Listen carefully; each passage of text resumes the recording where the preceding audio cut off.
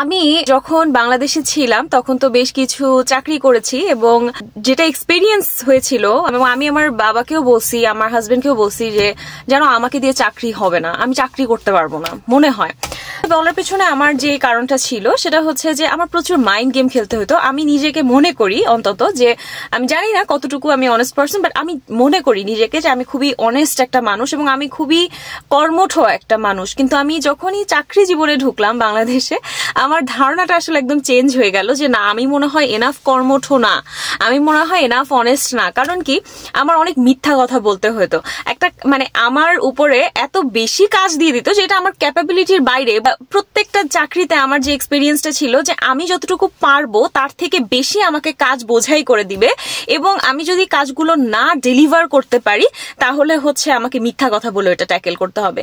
So এই জিনিসগুলো শেখাটা আমার জন্য খুবই লজ্জাজনক ছিল, এবং আমি কিন্তু অনেক ভালো ভালো মেন্টর পেয়েছি জীবনে, যারা আমাকে হাতে ধরে ধরে এগুলো শিখানোরও চেষ্টা করেছে। খুব খারাপ মেন্টরও পাইছি, কিন্তু খুব ভালো ভালো মেন্টরও আমি আমার জীবনে আলহামদুলিল্লাহ পেয়েছি। যেমন বাবু ভাই একজন, ওনার নামটা বলতেই হয়। আরো অনেকে আছে আমার মেন্টর হিসেবে, তারা খুব সুন্দর কাজ করেছে এবং তারা কিন্তু আমাকে অনেক কিছু শিখিয়ে দিয়েছে। বুঝছো, এইটাকে এইভাবে ট্যাকেল করো, এইটাকে সেভাবে ট্যাকেল করো।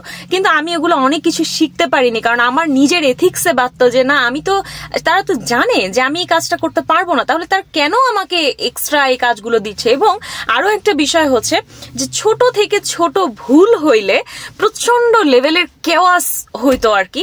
আমার এক্সপিরিয়েন্স কিন্তু এরকমই। একটা খুবই ছোট একটা অফিসে আমি কাজ করছি একবার। তো ওখানে কাজ ছিলই না, কাজ বলতে এগুলো হচ্ছে সবই অকাজ। শুনতে হাস্যকর শোনা গেলে সত্যি কথা, কাজ যা শোনা যাবে সেগুলো সবই হচ্ছে অকাজ। তো সেগুলোকেই আমার হচ্ছে কাজ হিসাবে দেখাই দিতে হবে। এখন since I M a very active person, আমি সবসময় বলি যে আমি খুবই অ্যাক্টিভ একটা পার্সন, আমার জন্য ওই অ্যাক্টিং করা কাজ কিন্তু is very difficult for me to do. তো হঠাৎ করে সে এসে হচ্ছে এই অকাজগুলোর মধ্যে একটা ভুল ধরে অফিসটার মধ্যে একটা কেওয়াস বানাই দিবে আর কি।